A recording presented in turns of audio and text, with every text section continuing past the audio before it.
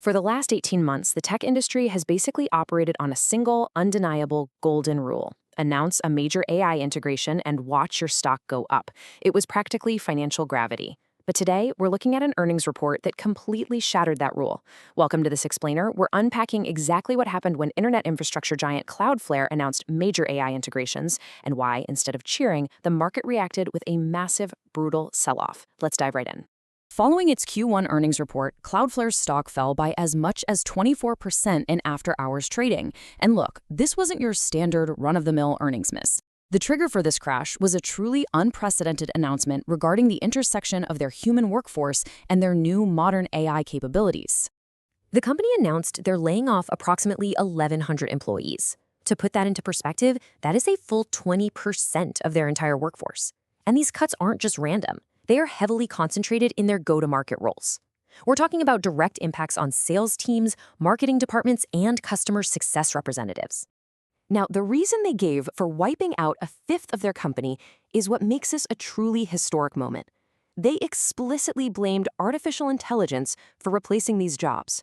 So, the central mystery we need to solve here is this. If literally every company out there right now wants AI-driven efficiency, why did investors so brutally punish Cloudflare for actually executing on it? All right, moving to Section 1, Context and Agentic AI. To understand this, you have to understand Cloudflare's core business. They are, quite literally, the internet's critical plumbing. They provide essential security and ultra-fast content delivery networks for millions of customers around the world.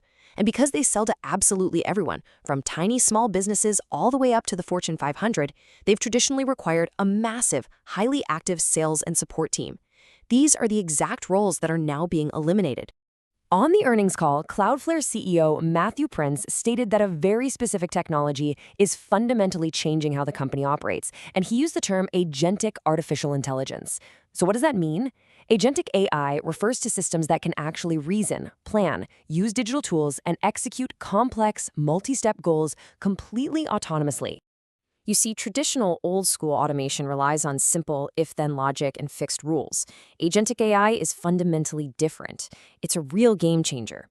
In a sales context, an AI agent can analyze a target client's web traffic, identify their specific security vulnerabilities, draft a highly personalized proposal, and even schedule the follow-up meetings, all with minimal to zero human oversight. Cloudflare is placing a massive bet that this tech can autonomously do the work of those 1,100 human beings. Let's look at Section 2, Growth versus Efficiency. Wall Street looked right past those futuristic AI buzzwords and fixated on a very alarming combination of data. You see, Cloudflare paired their mass AI layoff announcement with a revenue forecast for the upcoming quarter that unfortunately fell below expectations. The math just didn't look good. The AI wasn't generating new growth, it was accompanying a business slowdown. To really see how the market is thinking right now, compare Cloudflare's market reaction directly against Datadog. Datadog framed their AI as a tool to sell more products and drive brand new revenue. That's an AI for growth strategy. The result? Their stock surged by 31%. Cloudflare, on the other hand, went with an AI for efficiency strategy by cutting their sales team, and it resulted in a 24% drop. This reveals a major core shift in the market's mindset.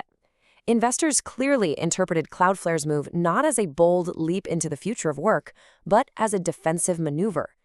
By aggressively cutting sales headcount while simultaneously forecasting slower growth, the narrative instantly shifted from AI for growth into AI for survival. Section 3. Signal or convenience excuse. But hang on a second. You really have to ask yourself, is agentic AI actually the primary reason for wiping out 20% of an entire workforce?